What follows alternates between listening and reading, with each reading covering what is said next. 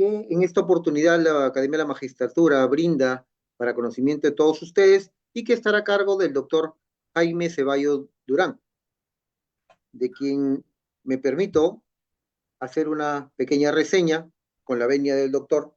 El doctor Jaime Ceballos es abogado y licenciado en Administración de Empresas por la Universidad Nacional San Agustín de Arequipa.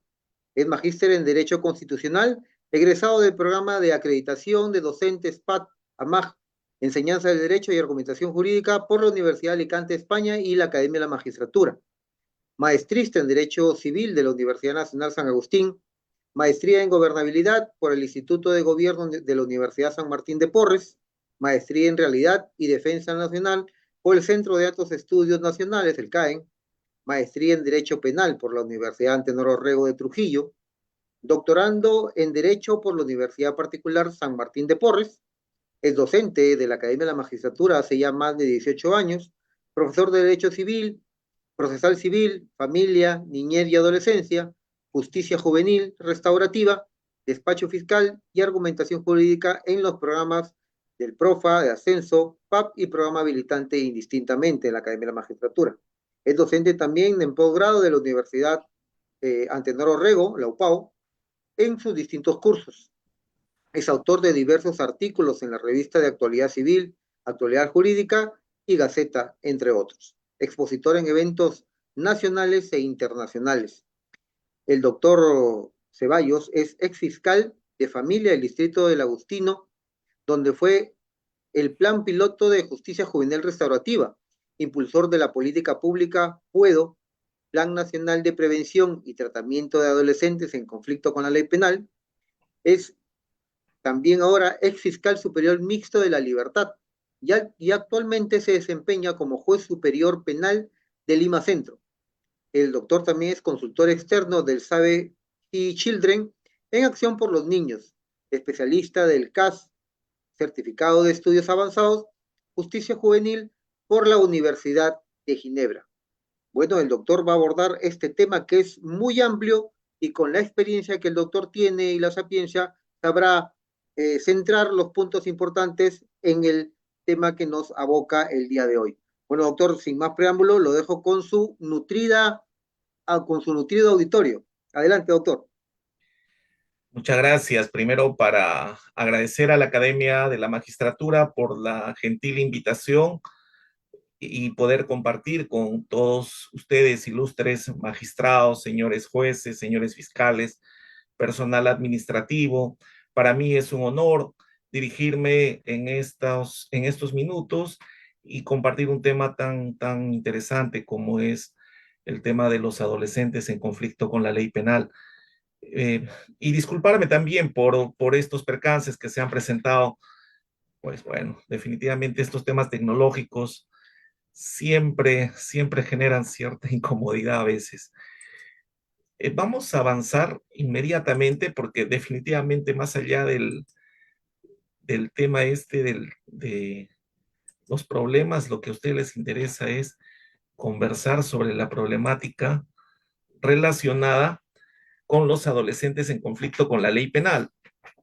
Miren, cuando me hicieron la invitación, me dijeron que hablara sobre los adolescentes en conflicto con la ley penal, pero el tema es tan amplio, y yo dije, pero bueno, ¿qué? Pues sobre los adolescentes en conflicto con la ley penal hay mucho por conversar. Y pensando bien, dije, pues el tema que más interesa a todos los magistrados está relacionado con el Código de Responsabilidad Penal del Adolescente. Y generalmente el tema a discutir son las problemáticas que se están presentando en relación a estos puntos centrales. Entonces, en sí vamos a conversar sobre esto, sobre esta problemática. Entonces, el primer tema, la discusión central en primer orden es, según se manifiesta, ya no se debe tratar como adolescente infractor. Se dice que es estigmatizante indicar adolescente infractor. Lo correcto es decir adolescente en conflicto con la ley penal. ¿Y cuándo se considera adolescente en conflicto con la ley penal? El artículo 183 nos define en sí cuando hablamos de un adolescente en conflicto con la ley penal.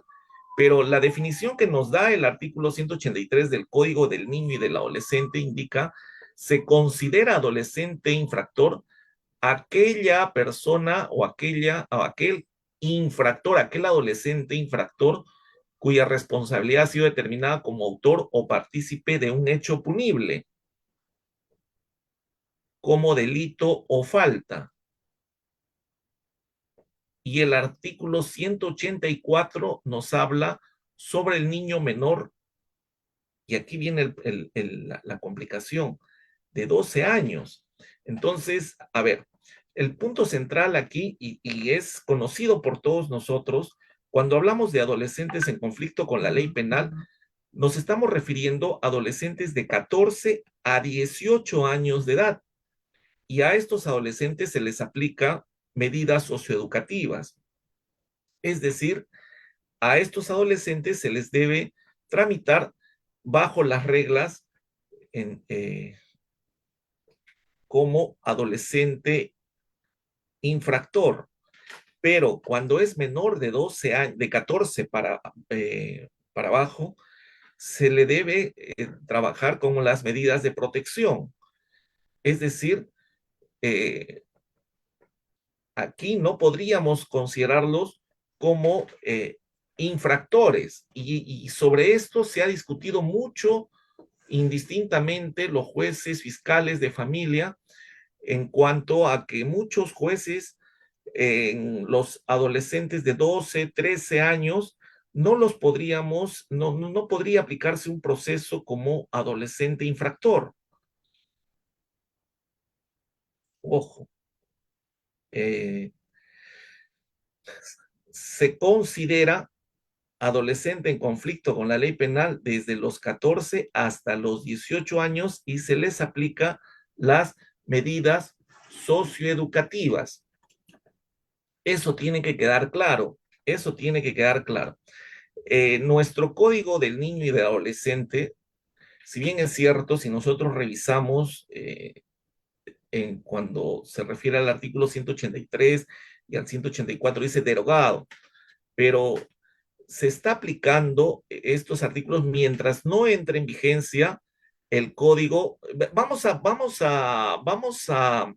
Natalie, vamos a conversar sobre esto. Al final vamos a discutir, porque si ahorita levantan la mano y empieza la discusión, pues bueno, nos vamos a enfrascar en esto. Vamos a darnos un tiempito para discutir sobre esto, porque hay varios puntos que definitivamente sí van a generar controversia sobre esto. ¿Qué es lo correcto? Aplicar como adolescente infractor a los menores de 14 años o trabajar como o tutelarizarlos a los menores de 14 años. De lo que se ha venido trabajando, se debe tutelarizar a los menores de 14 años. Ese es un punto. Sin embargo, repito, si revisamos el Código del Niño y del Adolescente, el artículo 184 dice: el niño menor de 12 años que infrinja la ley penal será pasible de medidas de protección previstas en el presente código. Los menores de 12 años son inimputables, no tienen responsabilidad penal. La pregunta sería, el término menor también dice que es peyorativo y ya no se debe usar el término menor. Se debe usar el término niño, niña y adolescente. Los niños, niñas y adolescentes de 12 a 14 años tendrían responsabilidad penal. Esa es una gran pregunta. Esa es una gran pregunta que durante todo este tiempo no nos hemos puesto de acuerdo. No nos hemos puesto de acuerdo. Y aquí los jueces y fiscales, algunos aplican el proceso de como adolescente infractor y algunos no. Ya les he planteado mi posición. Yo considero que el proceso penal como adolescente infractor se les debe aplicar desde los 14 años para arriba. Menores de 14 no. Bien. Luego conversamos sobre estos puntos. A través de la historia, este sistema de justicia penal juvenil, pues ha ido cambiando tremendamente, tanto así que en el tiempo de los romanos, los niños eran considerados como bienes, como cosas. Incluso el pater family podría disponer de estos niños. Eh, de igual forma, en cuanto a la responsabilidad, la pena era mucho menor, pero sí tendría una responsabilidad penal. En el siglo XIX la pena se cumplía sin diferencias. A fines del siglo XIX, en 1862, ya se empezó a dar un trato diferenciado. En 1899, en Illinois, se da un trato exclusivo a los menores. Recordemos que en aquellos tiempos se trabajaba con la doctrina de la situación irregular. Se expandió estos tribunales de justicia tanto en América Latina como en Europa y se consideraba que a los niños, niñas y adolescentes se les tenía que proteger indistintamente y hasta la fecha sigue esta posición en que a nuestros niños, niñas y adolescentes tienen cierto nivel, aunque ya no se usa este término de incapacidad, esta modificatoria que ha habido en el Código Civil en cuanto a lo que es incapacidad relativa, incapacidad absoluta, que los especialistas consideran, pues, de las modificatorias que ha habido del Código Civil, las más terribles en cuanto a ello, eh, a estas personas que tienen capacidades especiales. Eh, lo cierto es que tratándose de adolescentes de 14 a 16 años, pues indistintamente tienen determinados derechos, a muchos de ellos pueden, de acuerdo, por ejemplo, de acuerdo a nuestro código penal, tienen la libertad sexual, pueden disponer de su sexualidad, pueden contraer matrimonio con la autorización de sus padres, si pueden de repente tener alguna profesión o de repente algún oficio, pueden lograr algún nivel de capacidad para que puedan desenvolverse adecuadamente. Entonces la discusión estaba en que si estos adolescentes, teniendo ya esta capacidad para ser ciudadanos o tener derechos civiles como corresponde, y por qué no tendrían responsabilidad penal desde muy chicos. Ahora, estos adolescentes de 14 a, si tienen libertad para disponer libremente y poder de repente ejercer su libertad sexual a partir de los 14 años, pues bueno, tendrían igual forma responsabilidad penal desde dicha edad. Bueno, lo cierto es que en nuestro sistema penal durante muchos años se ha considerado a nuestros niños y niñas y adolescentes como objetos de protección. Y esto ha ido evolucionando y esto ya es conocido por todos los que seguramente estamos aquí presentes. eh, Desde la Convención de los Derechos del Niño ya no son objetos de protección, sino sujetos de derecho. Se cambia esta situación irregular, este estado tutelar que protege, sino ya se considera a nuestros adolescentes como sujetos de derecho que tienen derechos y que también tienen deberes. Y yo considero que el Código de Responsabilidad Penal del Adolescente que ya se tramite con los principios del derecho penal es un gran avance el poder trabajar con nuestros adolescentes en conflicto con la ley penal. Si nosotros revisamos indistintamente nuestros estándares internacionales en cuanto al tratamiento que se dan a nuestros adolescentes, vamos a encontrar dentro de nuestra normatividad internacional, por ejemplo, las reglas de Beijing, que son del año de 1985, mucho antes de la Convención de los Derechos del Niño, y nos hablan justamente sobre la administración de justicia. Estas reglas de Beijing incluso ya nos dan los lineamientos en cuanto a la especialización que debiera existir, en cuanto a los operadores de justicia, nos hablan en cuanto al respeto que debe haber de los derechos y de los deberes que se les debe dar a nuestros adolescentes, en cuanto a la especialización, entre otras cosas que se regulan ya. Lo malo de estas reglas de Beijing es que hablan en cuanto a los adolescentes como delincuentes, que no es un término correcto para nuestros adolescentes en conflicto con la ley penal. Dentro de estos estándares internacionales, más adelante vamos a ver otra serie de reglas, por ejemplo, las reglas de Viena, de La Habana, de Tokio, que nos han permitido de repente una regulación mucho más concreta cómo debemos tratar indistintamente a nuestros adolescentes, tanto en libertad como cuando están privados de la libertad, o de repente en temas de prevención, el Estado cómo debiera tratar o cómo debiera garantizar los derechos de estos adolescentes, cómo exigirle a un adolescente de repente que no infrinja la ley penal si de repente no les da las condiciones necesarias para su desarrollo integral. Bueno, tenemos la Convención de los Derechos del Niño, que es un hito histórico, y podemos decir que a partir de ahí podemos hablar que ya se considera a nuestros niños, niñas y adolescentes como sujetos de derecho.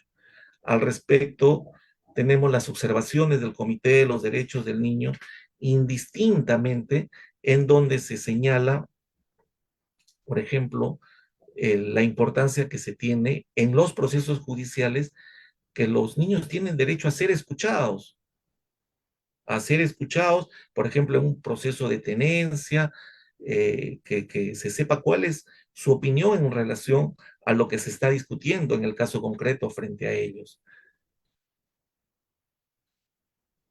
Aquí tengo los fundamentos del marco normativo indistintamente, que debe formar parte de nuestra biblioteca física o digital, y de la cual debemos conocer indistintamente todos los que trabajamos con adolescentes en conflicto con la ley penal, que deben formar parte y de conocimiento para todos, las reglas de Beijing, las directrices de READ, que tienen que ver justamente con la prevención y la necesidad que tiene el Estado como política pública en la lucha contra la delincuencia, llamada delincuencia juvenil.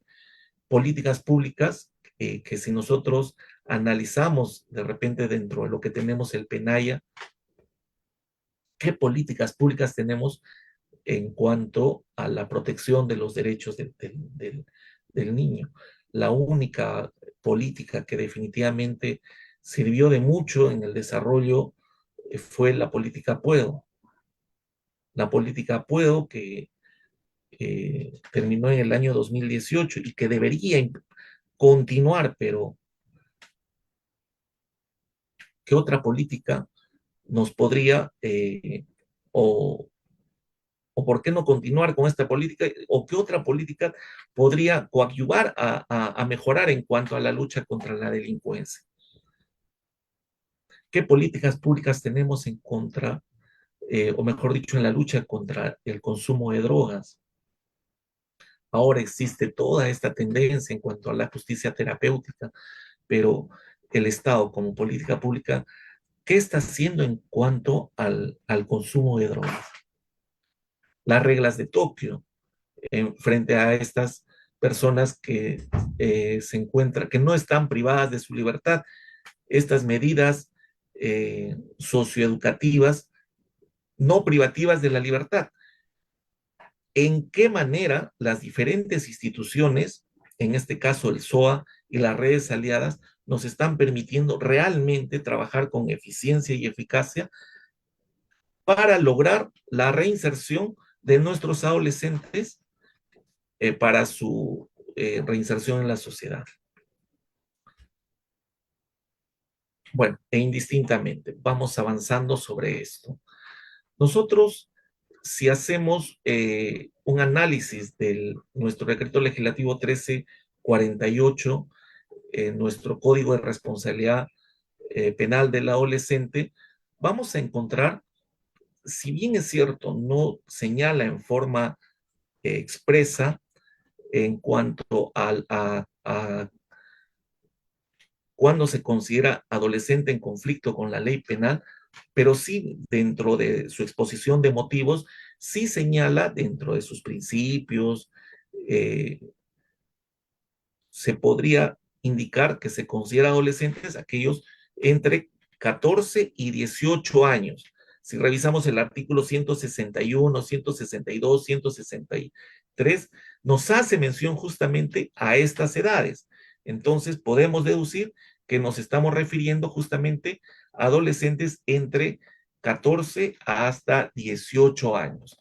En nuestro Código de Responsabilidad Penal del Adolescente vamos a encontrar diversos principios, diversos enfoques que nos permiten direccionar cómo debemos trabajar con los adolescentes en conflicto con la ley penal.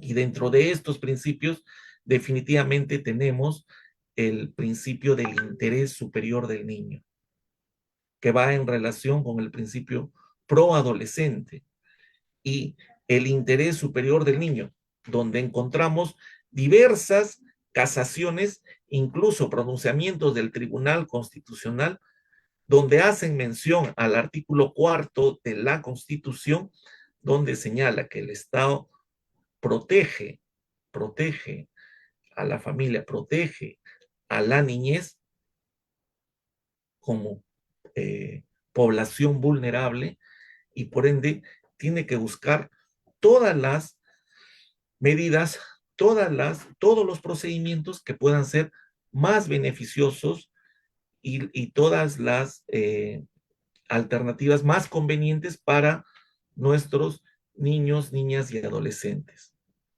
Y tratándose, en este caso, de adolescentes que están inmersos en una infracción penal, pues en este caso los operadores de justicia tenemos que tener en cuenta que, si bien es cierto, aquí hay muchos penalistas, si bien opera el principio de legalidad en donde se aplica frente al tipo penal, se determina una pena, o sea, nosotros hacemos la subsunción de la norma, elemento objetivo, elemento subjetivo, el elemento normativo, se determina la conducta omisiva o la conducta comisiva, y de repente el resultado de esto, o bueno, lo que corresponda, y allí la pena que le corresponda, y se hace de repente, bueno, para los penalistas, de acuerdo al último acuerdo plenario del 2023, la escala de las penas y todo lo que corresponde, eh, teniendo en cuenta la reincidencia, el 45, 46 del Código Penal. Pero en el caso de los adolescentes, ¿qué nos dice? ¿Qué nos dice nuestra convención? ¿Qué nos dicen nuestros estándares internacionales? ¿Qué nos dicen nuestras reglas de Beijing? ¿Qué nos dice nuestra normatividad? ¿Qué nos dice el Comité de los Derechos del Niño? Nos dice que está bien, opera el principio de legalidad, pero también tenemos que ver el tema humano. Es decir, para poder determinar la medida socioeducativa a aplicar, sí, está bien, el tipo penal y la medida socioeducativa a aplicar, pero muy importante el informe psicosocial del equipo interdisciplinario. He allí, he allí que esta figura novedosa de la asesora de juicio, que se realizan dos audiencias indistintamente, una audiencia de juicio para determinar la responsabilidad o no del adolescente en conflicto con la ley penal, y otra audiencia para determinar la medida socioeducativa a aplicar. Y en esta segunda audiencia interviene el equipo interdisciplinario y determina conjuntamente con el juez, teniendo en cuenta justamente estos factores de riesgo, estos factores de protección, estas condiciones sociales y psicológicas que tenga este adolescente, la medida que se le va a aplicar y que sea la más conveniente. Y algo que es importante señalar, y he allí el gran poder, podría decirse, que tiene en este caso el juez de familia, es ese poder discrecional para señalar la medida a aplicar justamente bajo este principio del interés superior del niño, viendo al adolescente como problema humano, sin perder de vista definitivamente a la víctima. O sea, no es que, y siempre lo comento, no es que, pobre adolescente, hay que proteger al adolescente. No, no, no, no. Esa no es la idea, sino eh, ver lo que podría coadyuvar o lo que podría permitir eh, de repente reinsertar al adolescente en este medio y permitir, porque al final de cuentas se entiende que al encontrarse un adolescente en proceso de formación, estamos hablando de una prevención, porque cuando va a llegar adulto, pues ahí sí la norma tiene que ser mucho más implacable. Tratándose de un adolescente, está en proceso de formación, y si nosotros hacemos un estudio de la neurociencia, entendemos que el ser humano no se ha desarrollado completamente. Nosotros sabemos, por ejemplo, por neurociencia, el lado frontal del ser humano no está muy desarrollado, es un poquito blando, y eso hace que generalmente el ser humano sea más impulsivo, no mida las consecuencias de sus actos. Los jóvenes, nosotros en nuestra adolescencia, no medimos las consecuencias de nuestro, porque estamos justamente en ese proceso de desarrollo. No somos tan conscientes y eso no es una justificación. Eso, eso lo dicen los científicos. ¿Por qué? Porque es el proceso de desarrollo. Forma parte de nuestro desarrollo. Somos mucho más impetuosos. La neurociencia nos dice que incluso las mujeres desarrollan o maduran mucho más rápido que los varones. Tenemos la amígdala, que nos permite de repente entender o comprender y tener empatía para comprender cómo se pueda sentir la otra persona. Y eso tiene mucho que ver en el ambiente armonioso en el cual nosotros nos hayamos desarrollado. Entonces, también ahí hay que analizar los factores de riesgo y los factores de protección. Entonces, no es que la norma se aplica a rajatabla, o sea, implica muchos aspectos que sí es necesario analizar desde un punto de vista científico y médico también, y médico porque de eso se trata, o sea, eh, como operadores de justicia, tenemos que echar mano a estos profesionales de las humanidades que nos van a permitir de repente y decir, con estos adolescentes sí se pueden trabajar porque están en formación y pueden cambiar. O de repente nos pueden decir, no, no se pueden cambiar porque son psicópatas o están, o, o de repente, qué sé yo, tienen alguna eh, oligofrenia, qué sé yo. No sé.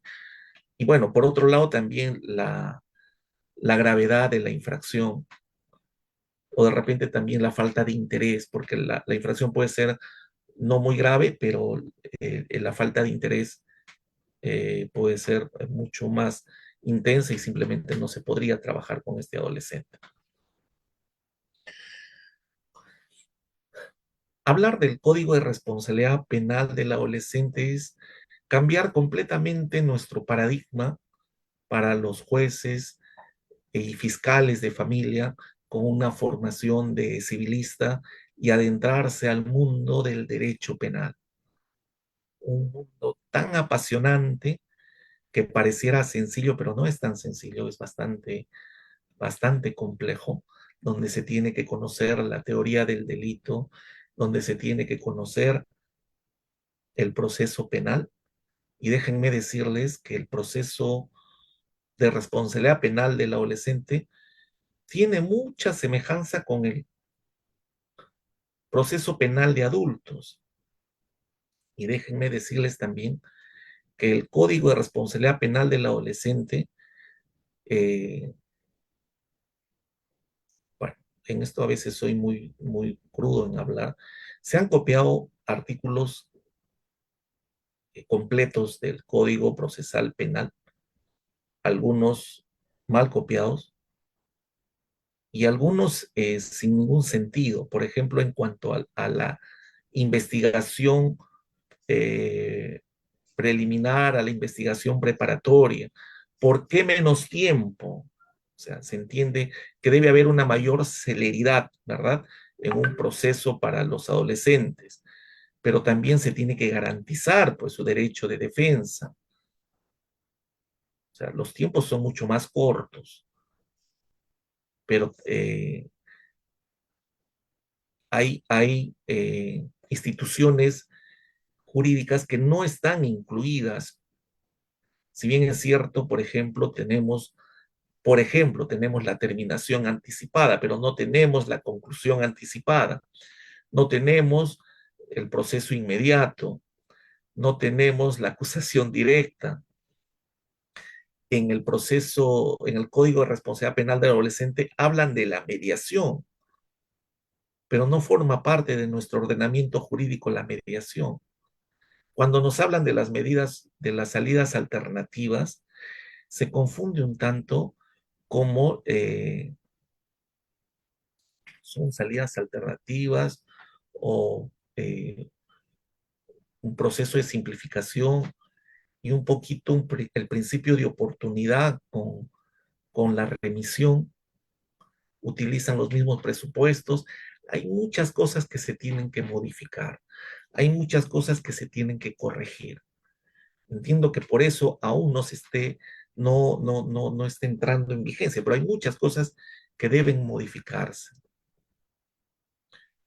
En cuanto a la aplicación indistintamente de los diversos acuerdos plenarios y de la jurisprudencia, indistintamente en las etapas del proceso penal, se tendrán que aplicar toda la jurisprudencia del proceso penal para los adolescentes en conflicto con la ley penal. Entonces, para los que están inmersos en el tema de familia y tienen la especialidad de civil, porque al final yo creo que así ha sido, menos. En mi caso fue así, toda una vida civilista, pero al final tuve que adentrarme al mundo penal porque corresponde ya. Los temas de violencia ya se ha penalizado y ahora también el Código de Responsabilidad Penal implica que nosotros tenemos que ponernos a revisar todo lo que implica todo el proceso penal y la teoría del delito. Y sí, eso va a permitir garantizar los derechos de nuestros adolescentes. Quiero trabajar con ustedes en forma rápida porque, miren, ya son las 6:44, sobre un tema muy importante que corresponde a las salidas alternativas al proceso, que definitivamente es lo que nos va a permitir mejorar el trabajo. Y esto tiene que ver con dos figuras que se han venido trabajando indistintamente y han permitido grandes avances con el Código del Niño y el Adolescente, que me refiero a la remisión fiscal y a la remisión judicial. El Código de Responsabilidad Penal del Adolescente nos propone como salidas alternativas tres: la remisión, el acuerdo reparatorio y los mecanismos restaurativos. Los mecanismos restaurativos no son salidas alternativas empezando. Ahora, como salidas alternativas al proceso, eh, como les decía, se está confundiendo mucho estas salidas alternativas como mecanismos de solución de conflictos, que son completamente diferentes. Los mecanismos de solución de conflictos que nosotros conocemos, por ejemplo, son la mediación, la conciliación, el arbitraje. Cuando hablamos de la mediación, por ejemplo, la mediación tiene algo parecido a lo que serían los mecanismos restaurativos, porque allí podemos hacer uso, por ejemplo, de estos acuerdos que podrían haber entre el agresor y la víctima. Pero bueno, eso ya lo voy a explicar un poquito más. Lo importante aquí es empezar a conversar cómo se aplica la remisión eh, fiscal y la remisión judicial teniendo en cuenta el Código de Responsabilidad Penal del Adolescente. ¿En qué momento se aplica la remisión fiscal y en qué momento se aplica la remisión judicial teniendo en cuenta el Código de Responsabilidad Penal del Adolescente? Para la aplicación de las salidas alternativas es fundamental tener en cuenta estos presupuestos. Es necesario contar con equipos técnicos interdisciplinarios. Ojo, primer punto, los equipos interdisciplinarios del Ministerio Público para que se aplique la remisión, este equipo interdisciplinario para la remisión fiscal y para la remisión judicial va a ser el equipo interdisciplinario del Ministerio Público. ¿Por qué? Porque como ustedes pueden apreciar en la investigación preliminar que forma parte del ámbito de dominio del fiscal, en la investigación preliminar, esta investigación preliminar tiene dos fases, la investigación preparatoria y la investigación preliminar propiamente dicha. En la investigación preliminar, allí se aplica la remisión fiscal y en la investigación preparatoria se aplica la remisión judicial. Pero en toda esa etapa todavía está en investigación. Ojo, entonces, cuando hay remisión judicial, no es que trabaja con el equipo interdisciplinario del Poder Judicial, continúa trabajando con los informes del equipo técnico del Ministerio Público. Allí van a haber problemas. Se debe precisar en cuáles van a ser o cuál va a ser el programa de orientación sobre qué se va a trabajar con este adolescente. Se debe contar con el consentimiento expreso del adolescente, la duración de este programa de orientación. Y ese es otro punto. Ahora, ¿cuánto tiempo debe durar la investigación preliminar? 30 días. La investigación preparatoria, 60 días. ¿Cuánto tiempo requiere un equipo interdisciplinario para realizar adecuadamente un estudio y determinar que puede trabajar con ese adolescente y aplicarle una remisión? Se entiende que los que estamos aquí conocemos un poquito. ¿Cuánto tiempo demoran? 45 días para poder señalar si le voy a aplicar una remisión. Ahí hay varios problemas. O sea, desde el momento que asumen el caso hasta que hacen la visita psicosocial, hasta que elaboran su programa de orientación, ¿cuánto tiempo podrían indicar para decir con este adolescente sí puedo trabajar? ¿Cuánto tiempo? De acuerdo a su reglamento del programa de justicia restaurativa, ellos dicen 45 días, pero hasta eso ya se pasó la etapa de la investigación preliminar, que son 30 días. Se presenta un problemita ahí. Va a ir a la investigación preparatoria y ya la remisión judicial, la remisión ya va a estar a cargo del juez. Entonces, ¿cómo vamos a trabajar esta remisión judicial. ¿Cómo se va a dar cuenta? De acuerdo a este reglamento, el equipo interdisciplinario presenta un informe inicial, intermedio y final. ¿Cuánto tiempo debe durar este programa de orientación? Dicen por lo menos hasta un año. ¿Cuánto tiempo dura una investigación preparatoria? 60 días, de acuerdo al Código de Responsabilidad Penal del Adolescente.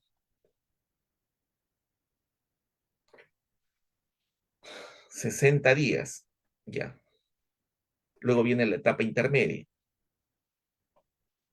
En este periodo de 60 días. Y si no se cumple con la remisión, o sea, si el adolescente no cumple con el programa de orientación, ¿se puede revocar la remisión? Sí, se puede revocar. Ese es otro cambio que con el Código del Niño y Adolescente no se podía revocar la remisión. Las obligaciones y condiciones deben tener relación con la naturaleza de la infracción. Eso me parece muy bien. Y la revocación de la salida alternativa por el incumplimiento también es otro punto importante que se tiene que tomar en cuenta. Bien, vamos a la remisión. La remisión, como su nombre lo indica, y ya lo señalaba las reglas de Beijing, es remitir, abstenerse del ejercicio de la acción penal, en este caso del fiscal, cuando la infracción no reviste gravedad y se le brinda una orientación especial con un equipo interdisciplinario, sea un psicólogo y un trabajador social, para derivarlo a un programa de orientación con redes aliadas para que ellos puedan de repente realizar algún tipo de terapia o de repente algún programa o de repente regresar a estudiar o trabajar o dependiendo la actividad que se le pueda promover a este adolescente, que puede tener un plazo hasta de 12 meses. Esa es la forma de trabajar con este adolescente. O sea, ya no voy a acusar, pero sí te vamos a dar la oportunidad para que realices determinadas actividades en un tiempo determinado y este equipo interdisciplinario conformado por un psicólogo y un trabajador social del Ministerio Público te va a derivar a otras redes aliadas para que cumplas determinadas actividades en estas redes aliadas. Y nosotros vamos a hacer el seguimiento y vamos a informar al fiscal. Más o menos esa es la remisión. Vamos a avanzar un poquito más rápido porque de lo que se trata es hablar sobre la problemática en sí. Otro problema que se presenta aquí en cuanto a la remisión del Código de Responsabilidad Penal del Adolescente. Supuestos de aplicación. Según el Código de Responsabilidad Penal del Adolescente, los supuestos de aplicación de la remisión son cuando el hecho atribuido se trate de una infracción a la ley penal que amerite una medida socioeducativa no privativa de la libertad. El artículo 161, 162 y 163 no señala en forma expresa cuáles son estas infracciones que no revisten, que amerita no aplicarle una medida socioeducativa no privativa de la libertad. En eso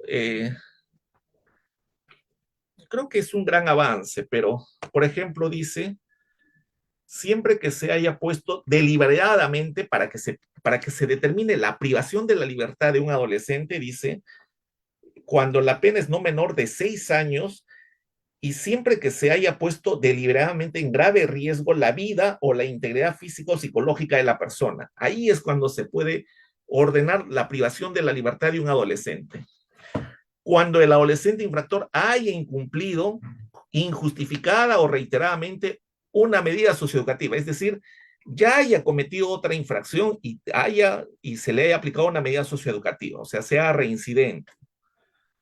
Cuando haya la reiteración de otros hechos delictivos en un periodo de 6 años o 2 años, en un lapso que no exceda de 2 años. Allí se le aplica el internamiento. Eso nos señala el artículo 162. Y el otro supuesto es cuando el adolescente haya sido afectado gravemente, física o psicológicamente con el hecho que se le atribuye. Se darán cuenta, este segundo supuesto no les hace parecido al principio de oportunidad, cuando haya sido afectado gravemente o física o psicológicamente con el hecho que se le atribuye, no se aplica para el principio de oportunidad. Aquí se está confundiendo la remisión con el principio de oportunidad, que son dos supuestos completamente diferentes. La remisión tiene por objeto que el adolescente ingrese a un programa para su rehabilitación, para su cambio. No tiene nada que ver con esta situación de que se le haya afectado, nada. O sea, esto es para el principio de oportunidad. En cuanto al primer supuesto, sí ha puesto ya límites en cuanto a que el juez, para que determine la privación de la libertad, tiene que presentarse los tres supuestos que les he señalado. Pero en cuanto al segundo supuesto, me parece que se están confundiendo con el principio de oportunidad. Vamos entonces en cuanto a la remisión fiscal durante las diligencias preliminares. Durante las diligencias preliminares, el adolescente, así como su progenitor, padre, persona responsable, deben asentir la remisión y estar presentes al momento de disponerse la misma. Deben firmar el acto de compromiso. Para la determinación de la remisión, el fiscal en la investigación preliminar debe contar con el informe del equipo interdisciplinario del Ministerio Público. Es decir, para la remisión fiscal se debe contar con el informe del equipo interdisciplinario, pero inmediatamente.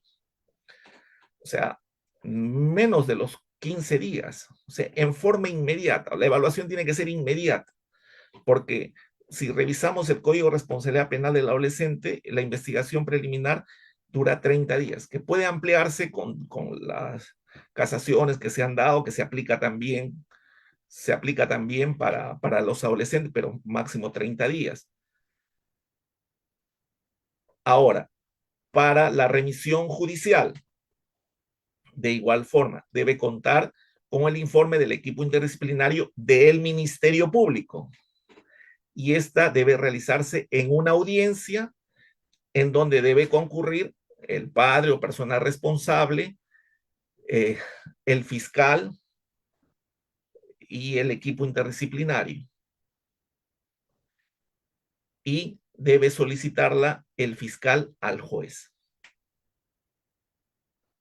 O sea, una vez que se ha formalizado la investigación preparatoria, se solicita la remisión judicial por el fiscal en, en la investigación preparatoria y se hace en audiencia. Y el juez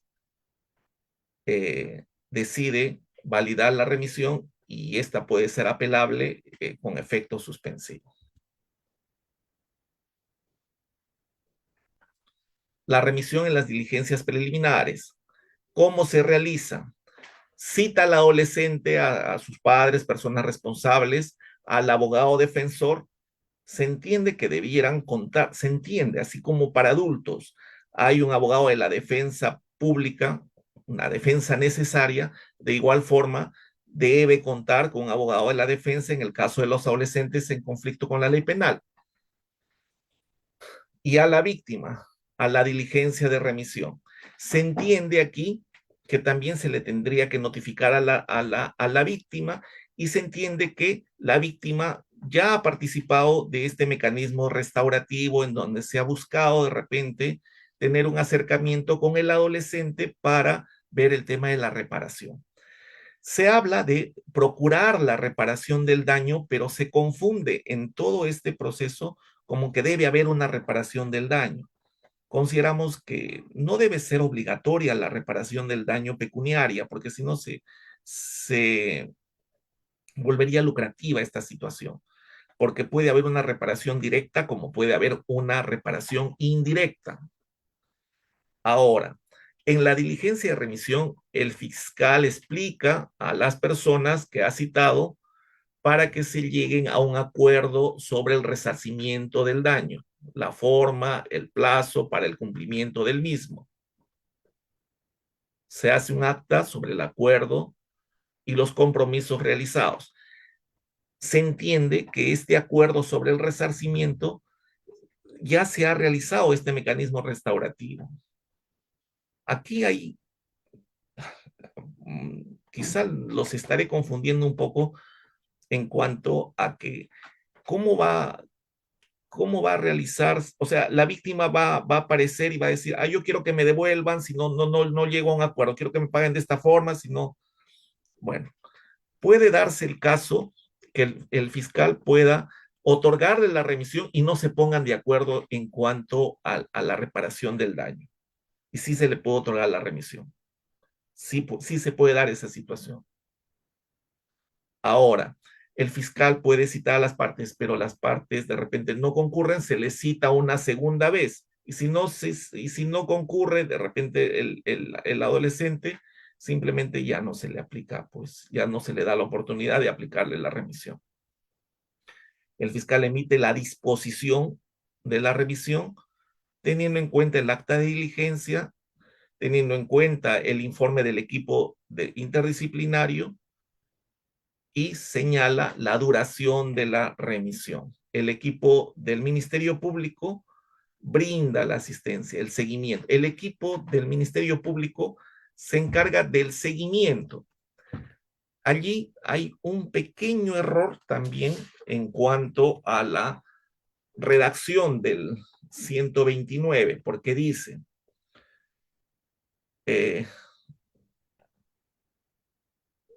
en cuanto tiene por objeto estimular y promover el desarrollo personal y de integración social del adolescente respecto al cual se ha dictado la remisión. Estos programas son elaborados, ejecutados y supervisados.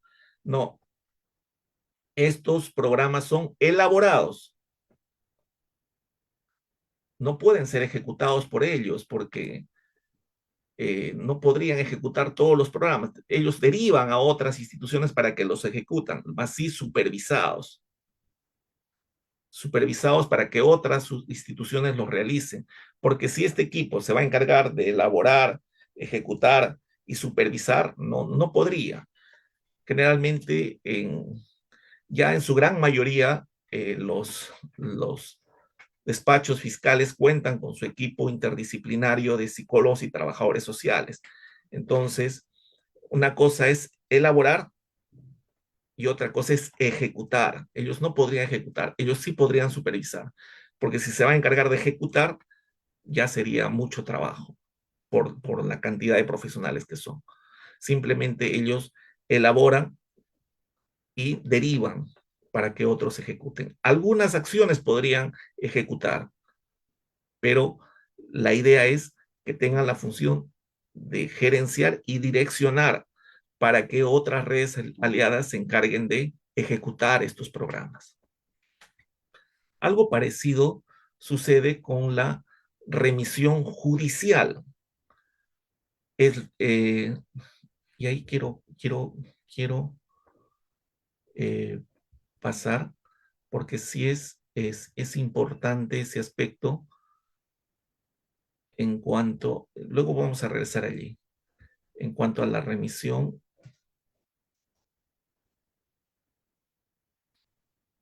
A ver, déjenme ver un ratito.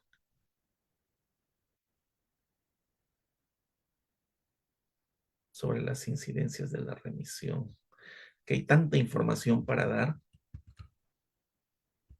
y sin desordenarme un tanto.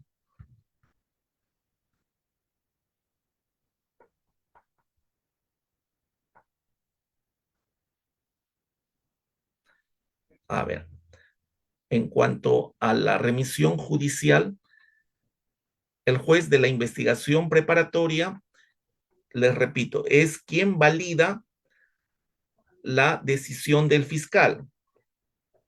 Ojo, o sea, el fiscal solicita, cuando ya se ha formalizado la investigación preparatoria, solicita al juez la remisión judicial. Y aquí tiene que concurrir el adolescente, el progenitor, persona responsable o tutor, el equipo interdisciplinario del Ministerio Público y la víctima. Entonces, allí es donde el juez decide validar o no la remisión. Y aquí es donde el equipo interdisciplinario le presenta los informes de inicio, eh, a mitad del procedimiento y al final. También aquí puede presentarse el caso de que no se pongan de acuerdo en cuanto a la reparación, y bien, ahí se puede determinar si concurre, o mejor dicho, en cuanto a la reparación, y bueno, y eso puede elevarse, pero eso no significa de que si no cumple con, o si no se ponen de acuerdo con la reparación, no se le aplique la remisión. Remisión en la investigación preparatoria. A ver, para precisar un poquito más sobre la remisión judicial. El fiscal cita al adolescente, sus padres, tutores o responsables, abogado defensor y a la víctima a la diligencia de remisión. En la diligencia de remisión, el fiscal explica a los citados los alcances, el tiempo de duración, cuáles son los objetivos, cuáles son las actividades que se va a realizar teniendo en cuenta los intereses y necesidades del adolescente. Se va a ver si se llega a un acuerdo o no, el plazo. Seguidamente, el fiscal requiere ante el juez de investigación preparatoria la remisión. Aquí se convoca una audiencia para evaluar dicha solicitud y se corre traslado a los demás sujetos procesales. Aquí está sobre la apelación. El denunciante o agraviado puede apelar ante el fiscal superior la disposición de archivo de remisión y archivo provisional del fiscal, únicamente en el extremo de reparación civil, ante su inconformidad con el monto dispuesto, únicamente entonces en cuanto a la reparación civil. El denunciante o el agraviado pueden apelar la disposición de archivo definitivo únicamente en caso de reparación civil. El actor civil puede apelar de la remisión únicamente en la reparación civil, o sea, es en el tema de la reparación civil. Bien, frente al incumplimiento se puede revocar esta reparación civil. Pero para que se dé esta revocación, se le cita y se le pregunta por qué estás incumpliendo, no es que de facto se le revoca. Allí el equipo interdisciplinario va, se le cita, si es posible se le hace una visita domiciliaria, van a una audiencia y se le pregunta por qué no estás cumpliendo. Y si tiene una razón justificable, pues no se revoca, pero si simplemente no aparece o simplemente no tiene una razón, se revoca la remisión y continúa el proceso. Uy, se ha pasado la hora. Creo que allí nos quedamos. No voy a alcanzar a hablar sobre los acuerdos reparatorios. Bueno, desgraciadamente, en cuanto a que si hay instituciones, de acuerdo al reglamento, debiera haber instituciones autorizadas para desarrollar la remisión, de acuerdo al 129.2 del reglamento. No tenemos hasta la fecha instituciones autorizadas. Lo único que tenemos hasta la fecha son estos equipos técnicos interdisciplinarios que forman parte del Ministerio Público.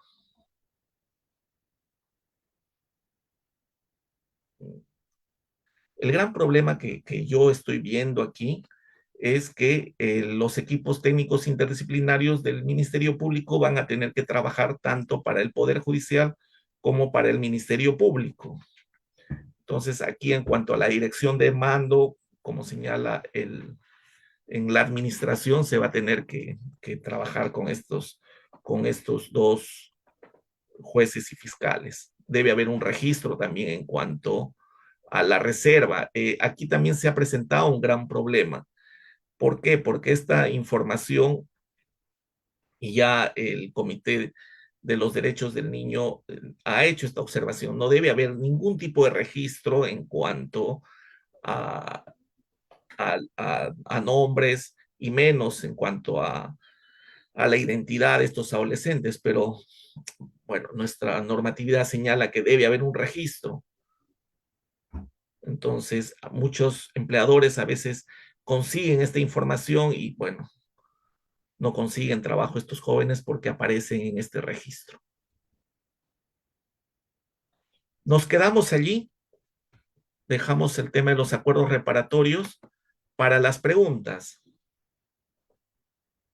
Doctor Walson, podríamos entrar, son las 19:10, tenemos 15 minutos para preguntas.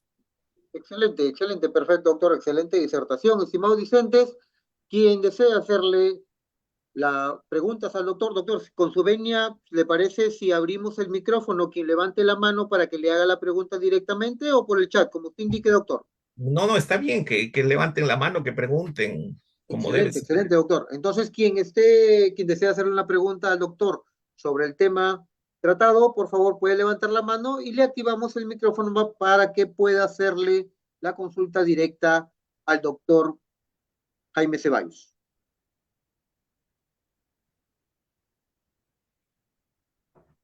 ¿Alguna consulta? Pueden levantar la mano y le activamos el micrófono para que pueda hacer su pregunta directamente. De igual manera, doctor, voy a activar Ahí está el doctor Celis. el doctor Celis. A ver, vamos a... Listo, doctor Celis, puede activar su micrófono y hacer la consulta. ¿Cómo está, doctor? ¿Se me escucha? Muy bien, doctor, muy bien. ¿Cómo está? En primer lugar, muy agradecido por su ponencia, doctor. Un gusto de escucharlo. Doctor, conociendo su experiencia, bueno, nosotros en el trabajo, quería preguntarle en todo caso su punto de vista respecto eh, de si es que en el caso de adolescentes infractores se aplica o no la suspensión de la prescripción.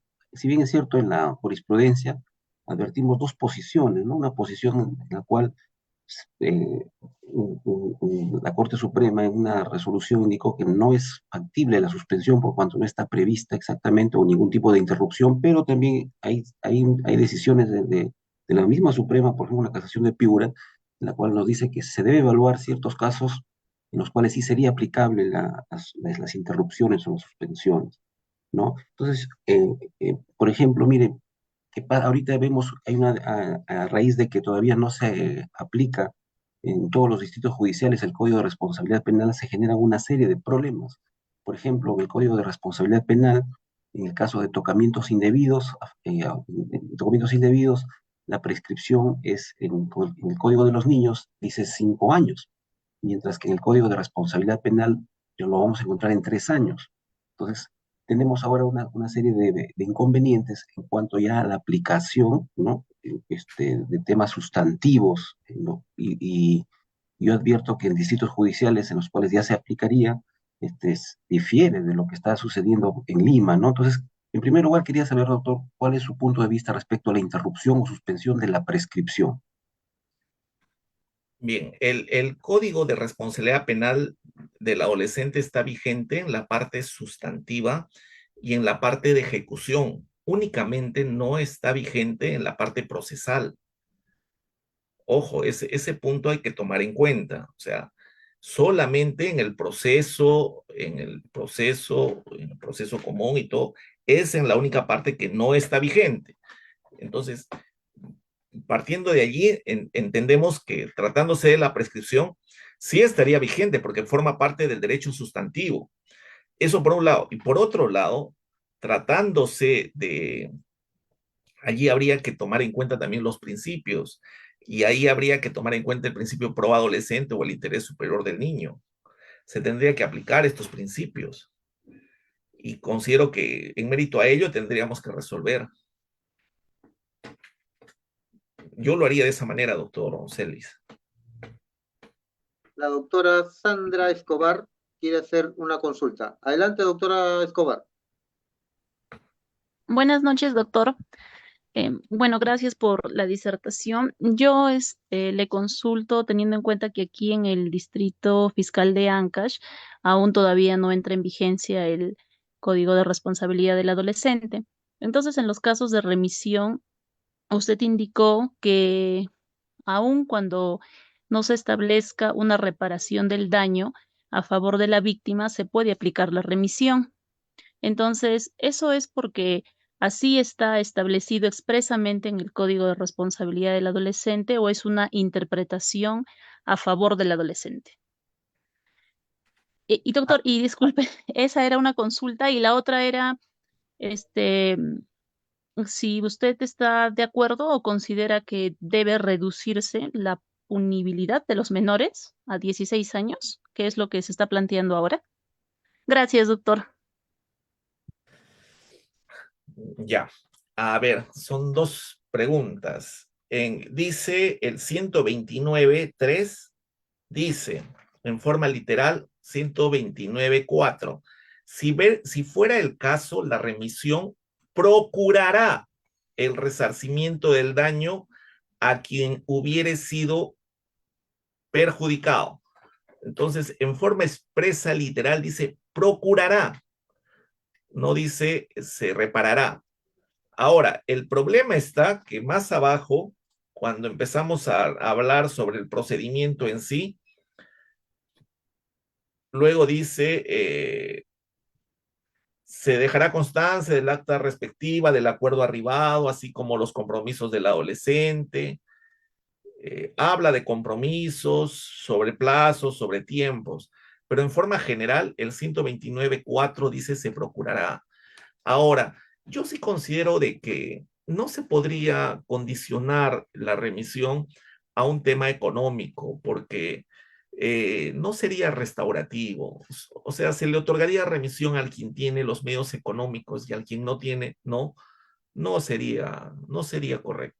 Y habría otros mecanismos que podrían ser también factibles para de repente darle oportunidades a los adolescentes, como de repente realizar algún trabajo comunitario, realizar algún tipo de servicio social, alguna obra o de repente eh, hay diferentes actividades que se realizan. Por ejemplo, tuve la oportunidad de viajar a Filadelfia por justamente las diferentes actividades que realizan en otros países. Realizan unos murales, por ejemplo, dentro de sus funciones ellos, o realizan algún servicio a la comunidad, algún limpieza de playas, alguna actividad que no vaya contra su dignidad, pero podrían participar en alguna actividad que puede ser mucho más educativa que de repente dar dinero, de acuerdo a sus posibilidades, porque los adolescentes en su gran mayoría no trabajan. Los que trabajan son los padres y a veces no cuentan con el soporte emocional, el soporte económico. El padre no es el que está presente, a veces solo vive con la madre o qué sé yo. Entonces, definitivamente no es que tenga que pagar económicamente. Hay otros mecanismos que si puede hacerlo, pues en buena hora. Por eso es importante trabajar este tema de los círculos restaurativos, ver esta forma de... Hay diferentes técnicas restaurativas que se podría trabajar con la víctima para hacerle entender que lo que se busca es educar al adolescente. Entonces, sí, yo creo que se le puede aplicar la revisión y el acuerdo reparatorio el pago económico se puede manejar. Ahora, definitivamente no estoy de acuerdo que se eh, rebaje a 16 años la responsabilidad penal a los adolescentes, porque como que tengan responsabilidad penal como un adulto de 16 años, no, eso va contra todo el sistema, no, o sea, va contra la convención, va contra los derechos humanos, no, va contra la misma naturaleza del ser humano. Si yo les digo que las personas estamos en proceso de formación, es más, 18, 19, 20, 21, o sea, tienen responsabilidad restringida, o sea, ¿por qué tienen? Hay que entender que estamos en proceso de desarrollo, o sea, 18, 19, 20 incluso. Por ejemplo, en Costa Rica, ellos que vinieron después que se aplicó la remisión fiscal en Perú, ellos trabajan incluso la justicia restaurativa hasta los 21 años y con los primarios.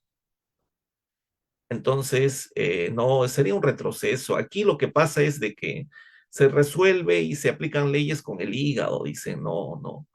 Ahora creen que agravando penas se va a trabajar la inseguridad ciudadana. No es así, no, no es la forma. No estoy de acuerdo definitivamente. La doctora Rosa Avellaneda. Doctora, ¿puede activar su micrófono y hacer la consulta al doctor Ceballos? Sí, muchas gracias, doctor Ceballos. Bueno, en primer lugar, excelente ponencia. Usted, como siempre, nos ilustra, incluso en los cursos de la Academia de la Magistratura. He tenido la oportunidad de llevar, siempre se aprende bastante de usted.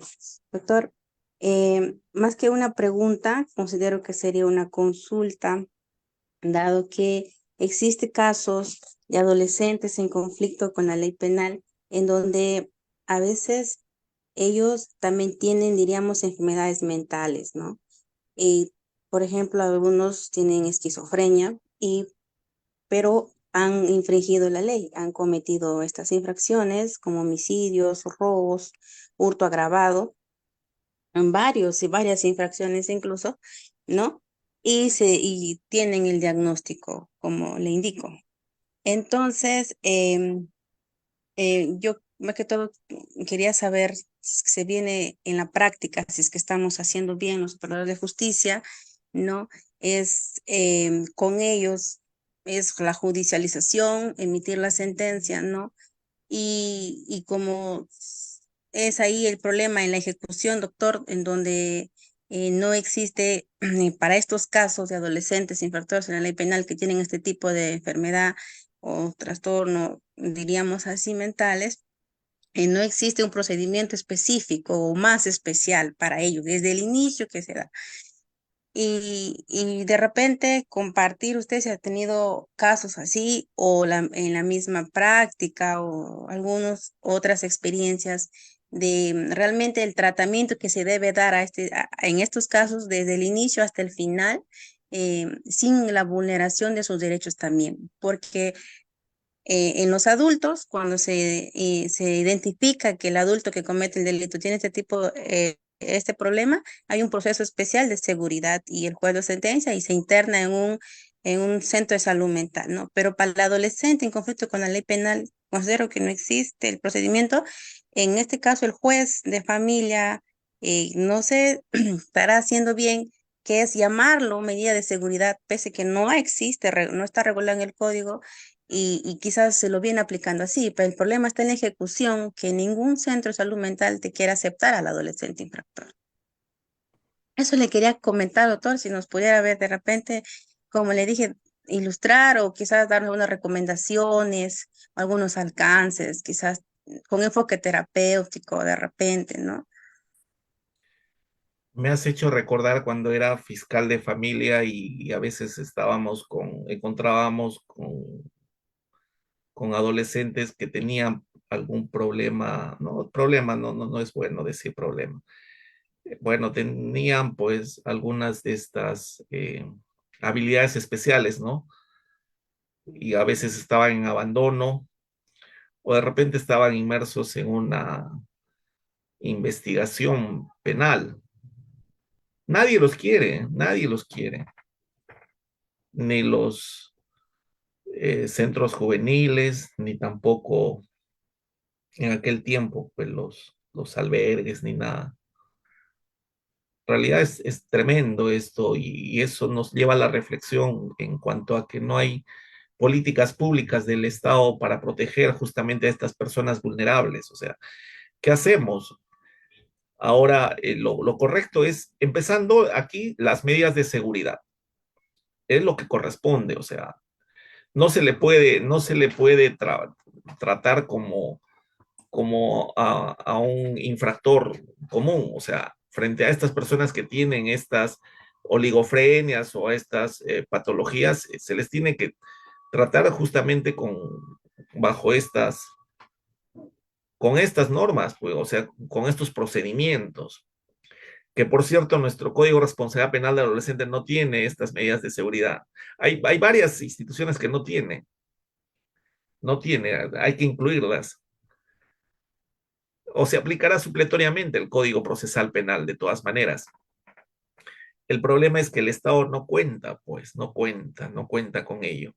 Lo mismo pasa con el tema del consumo de drogas para adolescentes. No tenemos centros de rehabilitación para adolescentes.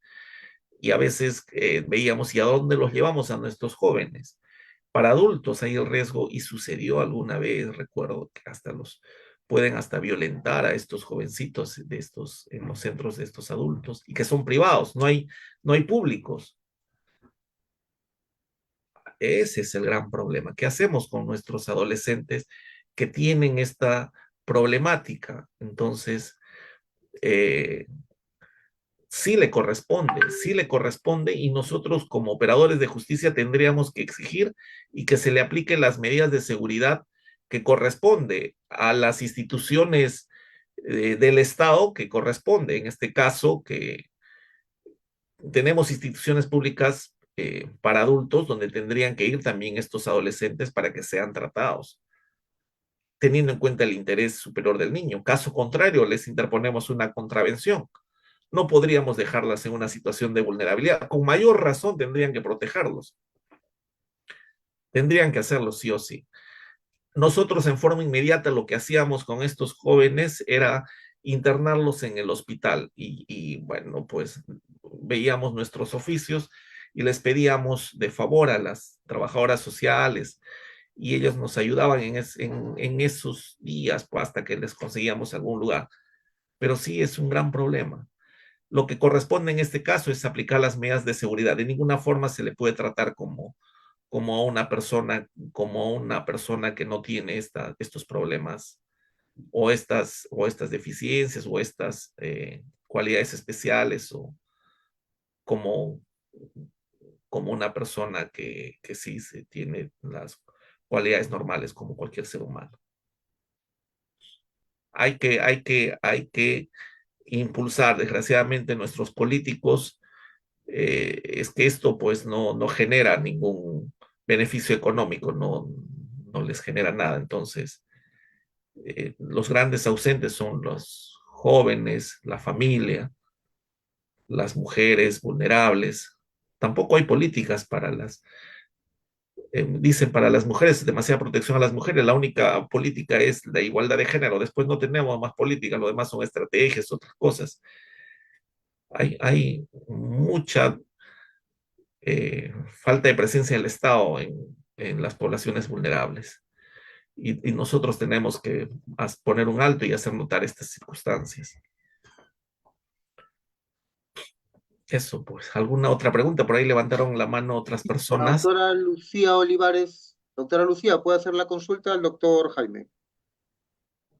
Buenas noches, doctor. Muchas gracias por su disertación muy ilustrativa.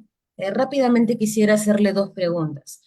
Actualmente el Código de los Niños y Adolescentes nos presenta la remisión, como se ven indicado, como un mecanismo alternativo para separar al adolescente infractor de los efectos negativos del proceso. También nos dice que la aplicación de este mecanismo no implica el reconocimiento de la responsabilidad. En ese sentido, desde su experiencia, ¿cuál sería el beneficio de aplicar este mecanismo a un adolescente o un adolescente que no ha reconocido su participación en un hecho infractor? Esa sería mi primera pregunta. Y segunda sería, si ya nos encontramos en el desarrollo, en la ejecución del programa de orientación propiamente de la remisión fiscal, ya habiendo pasado la etapa de evaluación por parte del equipo interdisciplinario, y llegamos a un punto donde el adolescente no cumple el programa de orientación y no estamos ahorita facultados para revocar ese mecanismo, en su experiencia como fiscal de familia y actualmente, ¿qué se podría hacer ante esos casos? Muchas gracias.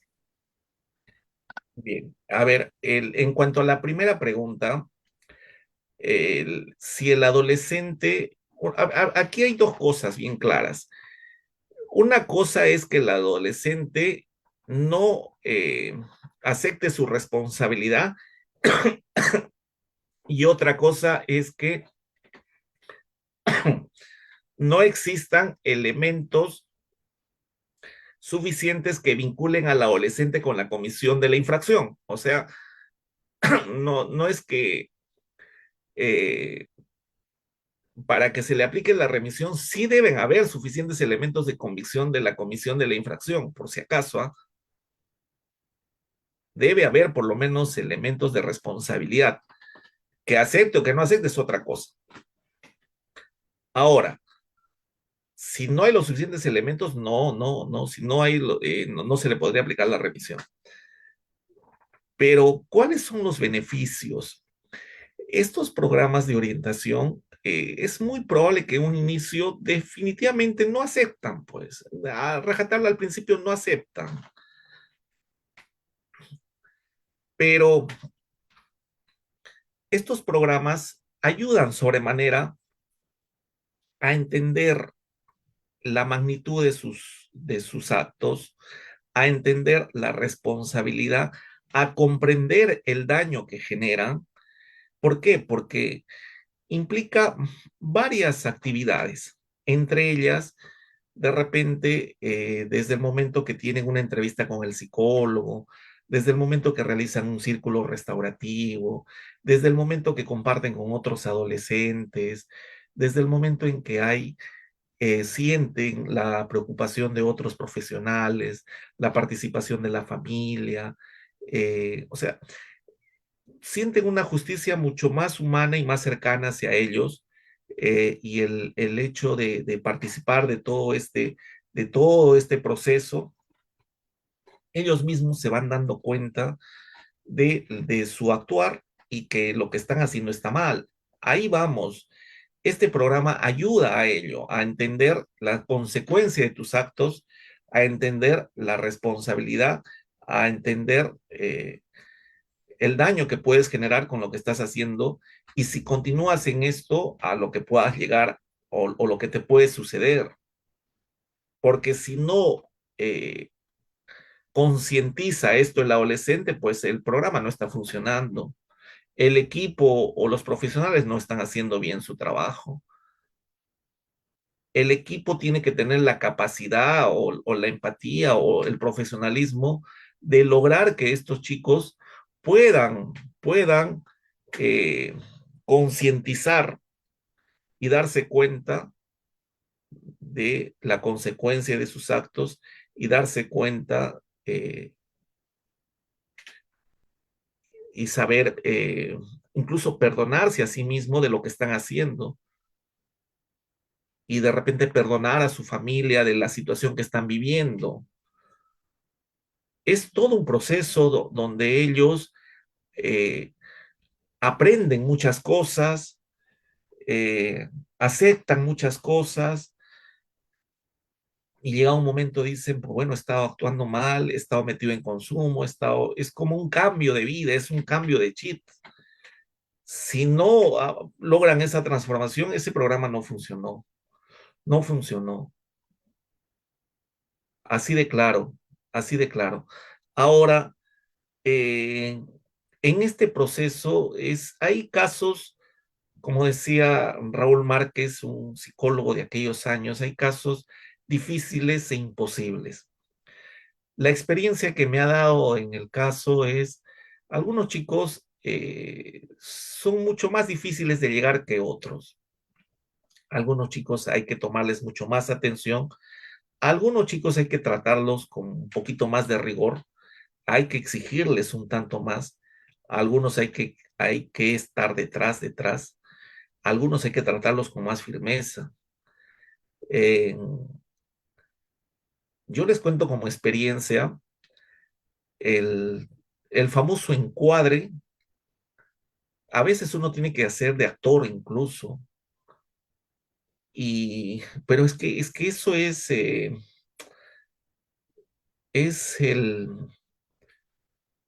como que te tienes que comprar el problema. A veces la psicóloga, la trabajadora social dice, no me hacen caso, pues. Y al fiscal le tienen cierto temor, en este caso al juez, no lo sé. Y algunas veces teníamos que hacer visitas.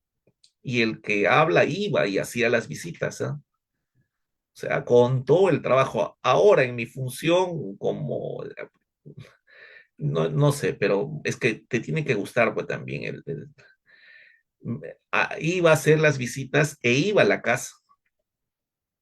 9, 10 de la mañana, y ahí los jóvenes se sorprendían. Y bueno, y los encontraba, pues, o algunas veces no. Tienen que sentir como que tú te preocupas por ellos. O sea, ¿por qué? Porque nadie nunca se ha preocupado, ni sus propios padres, y cuando ven, oye, un momentito, es eso. Pero también va a pasar que en algunos casos, por más que hagas lo que hagas, tampoco, ya no, simplemente no, pues. Pero llegado el momento, sí, pues ceden y dicen sí, sí, sí, es mi oportunidad. También tienes que encontrar cuáles son sus motivaciones en estos jóvenes. A veces no son ellos mismos, son sus propios hermanos. A veces es la enamorada. ¿Cuál es su motivación? ¿Qué es lo que no siempre es? A veces yo pensaba, todos, el estudio, a mí me gusta estudiar, tú pensaba que a ellos les gustaba estudiar, no, a veces no. ¿Cuál es su motivación de ellos? ¿Cómo pueden enganchar?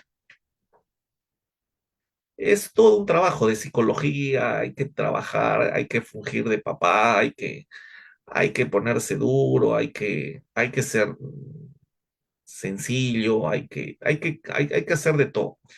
Lo que sí recomiendo es, como son adolescentes, hay que tener mucho cuidado y ahí hay protocolos en cuanto y miren, que les digo como lo que corresponde, sí es necesario tratarlos con mucho cariño y mucho respeto, pero tampoco al tema este de mucho, eh, necesitan mucho cariño de repente, pero mucha afectuosidad no es conveniente. Se puede tergiversar las cosas, se puede tergiversar.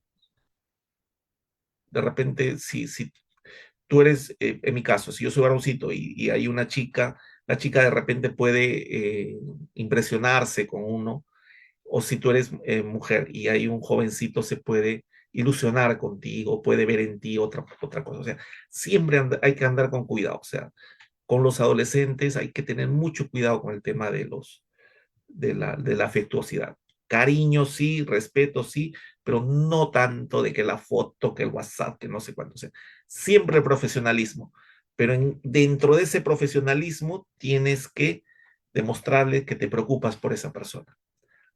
No sé si me hago entender, o sea, no es que tengas que abrazarlos, que decirlos que te quiero y no sé cuándo, no, no, no, a eso no me refiero, sino demostrarles que te preocupas por ellos, pero de las formas como corresponde. Ahí han levantado Rubí Castilla también, ¿no? A Sí, ver, los escucho. Rubí Castilla.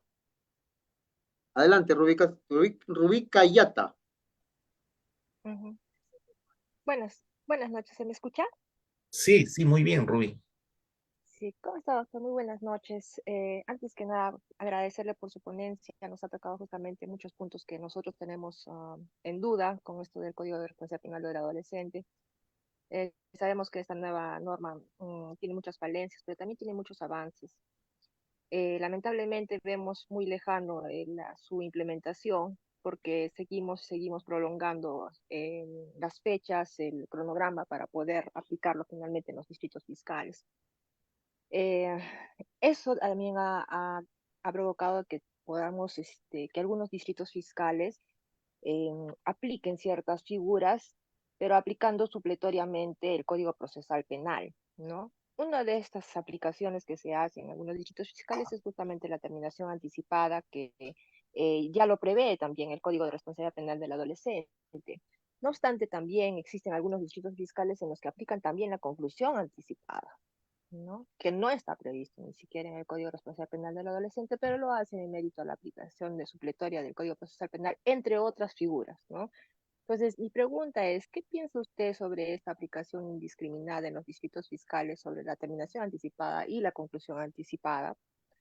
No hay uniformidad, ¿no? Y segundo, también, ¿cuáles deberían ser los límites, mientras que no está aplicado el Código de Responsabilidad Penal del Adolescente, cuáles deberían ser los límites para la aplicación supletoria del Código Procesal Penal en relación al Código de Niños y Adolescentes. Gracias, doctor. Mira que me pones en compromiso, Rubí.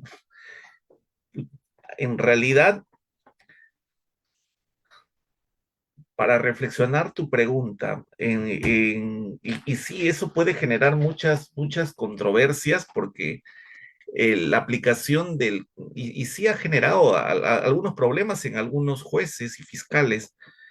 ¿Por qué? Porque la parte procesal no está vigente, el Código de Responsabilidad Penal del adolescente no está vigente en la parte procesal. Y justamente la terminación anticipada forma parte del proceso penal, ¿no? La conclusión anticipada ni siquiera está en el Código de Responsabilidad Penal del adolescente. Y sí, yo he encontrado también jurisprudencia donde aplican la terminación anticipada. Y la terminación anticipada no es una salida alternativa, es un proceso especial de conclusión. No es nada restaurativo, pero sí puede permitir concluir un proceso de una forma adecuada por la eficiencia.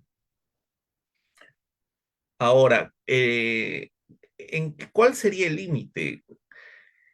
Yo considero que el límite sería aplicando los principios del proceso penal, perdón, del Código de Responsabilidad Penal del adolescente. Es decir, por ejemplo, siempre y cuando sea beneficioso al adolescente, es decir, el interés superior del niño, el pro adolescente, la especialización, aplicando estos principios. Allí sí, teniendo en cuenta estos principios, teniendo en cuenta los enfoques que señala el Código de Responsabilidad Penal del adolescente, sí se aplicarían.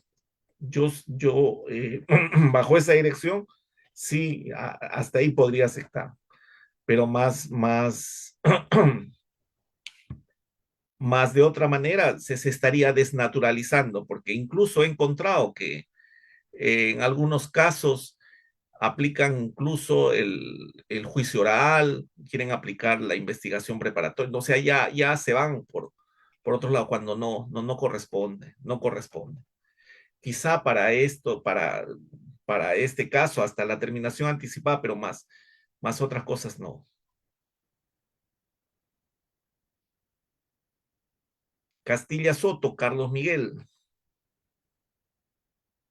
Adelante, doctor Castilla. Sí, doctor, ¿qué tal? Muy buenas noches. ¿Me escucha?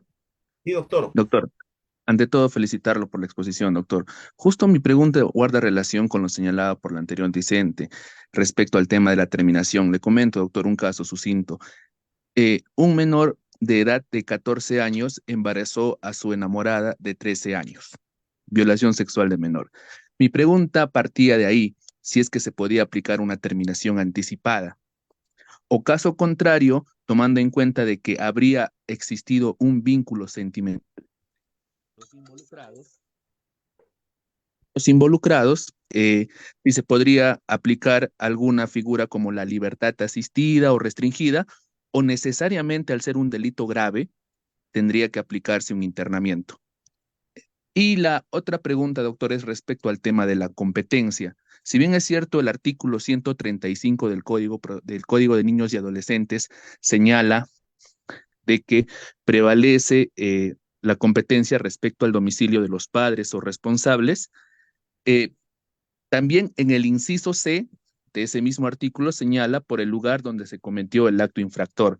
Partiendo de ello, doctor, y también aplicando de manera supletoria el Código Procesal Penal, ¿cuál debería prevalecer respecto al proceso del niño y adolescente?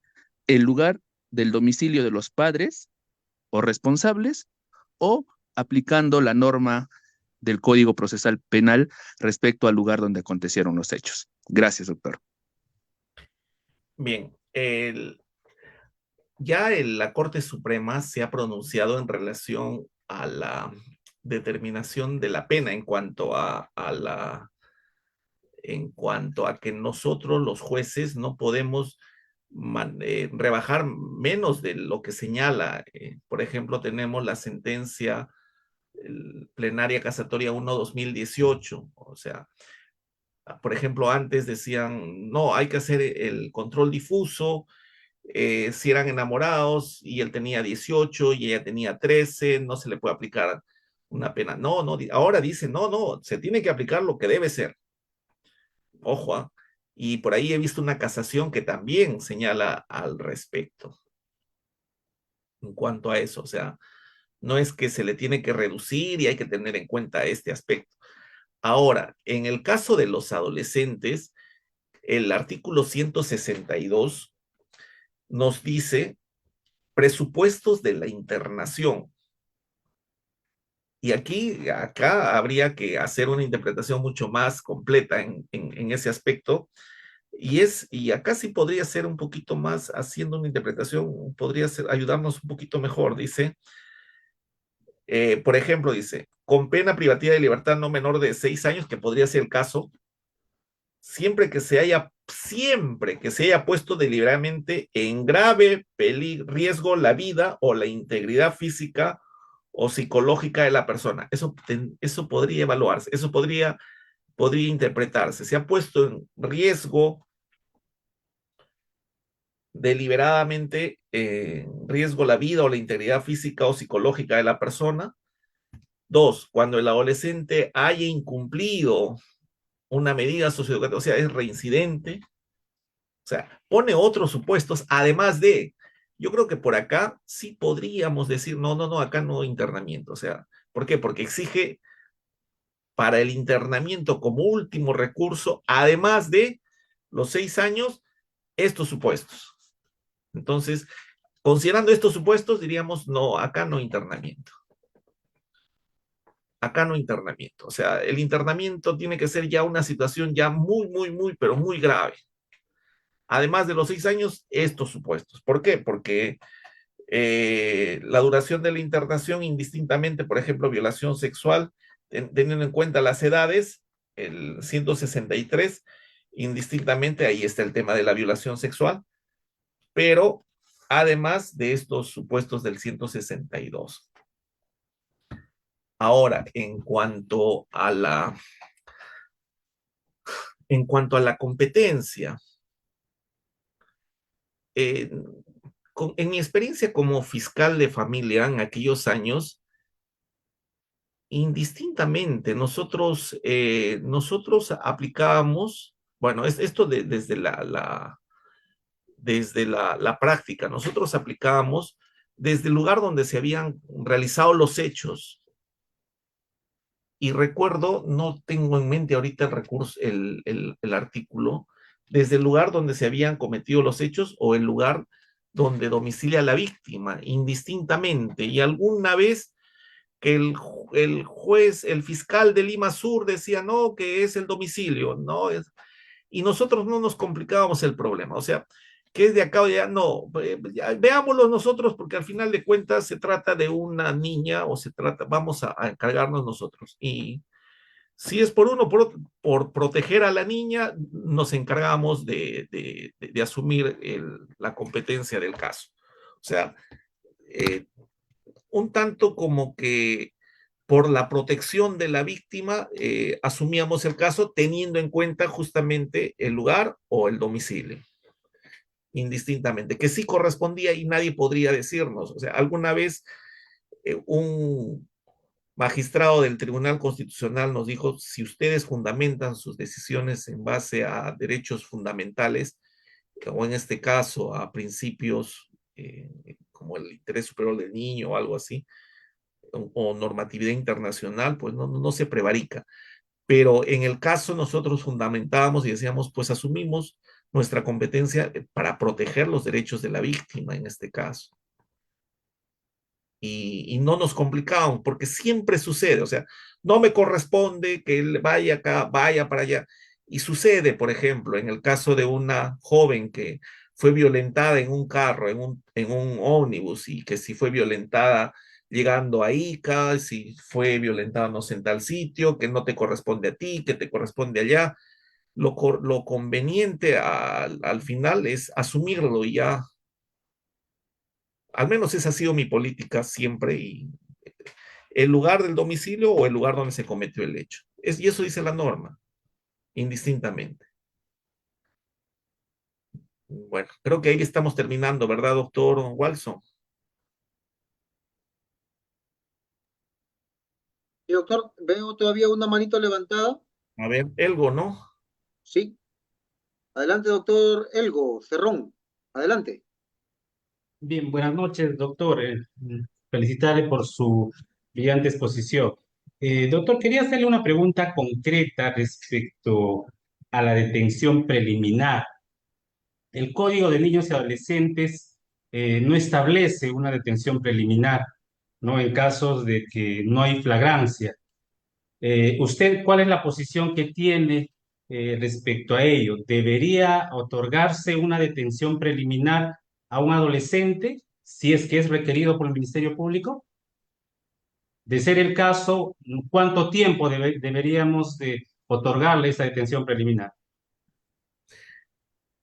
Definitivamente sí se tendría que aplicar la retención es a lo que es, dentro de los términos adecuados que nos han enseñado, dice que debemos, no es detención, es retención. La retención preliminar. El tiempo, bueno, debe ser el tiempo necesario. O sea, por ejemplo, dice 24 horas, máximo 24 horas, ahora 48 horas. No es que tenga que estar 48 horas, tiene que ser el tiempo necesario, no es que tenga que estar todo ese tiempo. Ahí había la discusión, por ejemplo, por el tema de tráfico ilícito de drogas y todo eso, 15 días, ¿no? Pues son niños, son adolescentes, no van a estar 15 días privados de su libertad, tampoco es así. En el caso de nuestros adolescentes tiene que ser en el término inmediato, lo más corto posible. Ahí se tiene que tomar todas las medidas necesarias para que se le prive de la libertad el menor tiempo posible.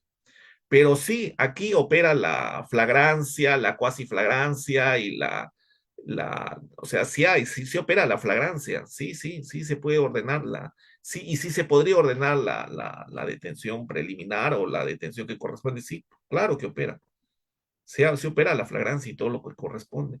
Que no esté en el código en forma expresa, pero sí se aplica, sí se aplica. Sí se puede detener a una persona y sí se podría detener, sí se podría solicitar la detención preliminar. Pero aquí se tendría que utilizar la proporcionalidad. En el caso de los adolescentes, siempre se nos ha dicho a los jueces y fiscales de familia que el menor tiempo posible tienen que permanecer en una dependencia policial. El menor tiempo posible. Y tendría que pedirse el mandato al juez. Tampoco podríamos decirle 48 horas, 15 días, eso no. El juez jamás te va a dar ese tiempo, menos 15 días. Te dará máximo 24 horas. No es igual que un adulto.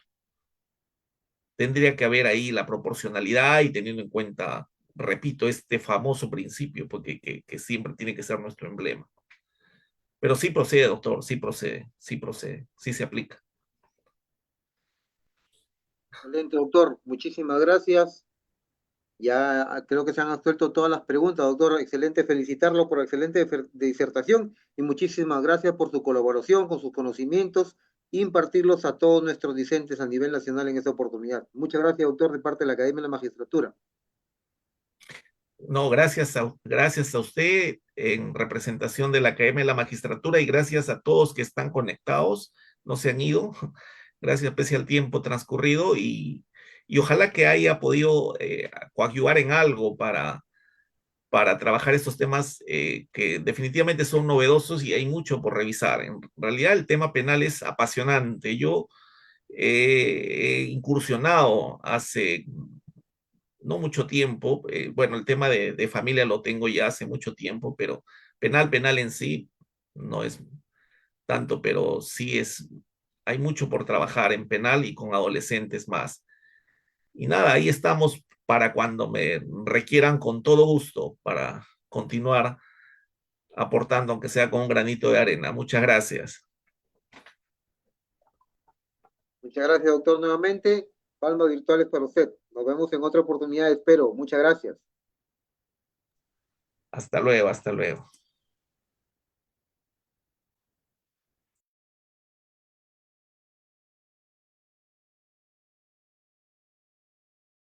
Recording stopped.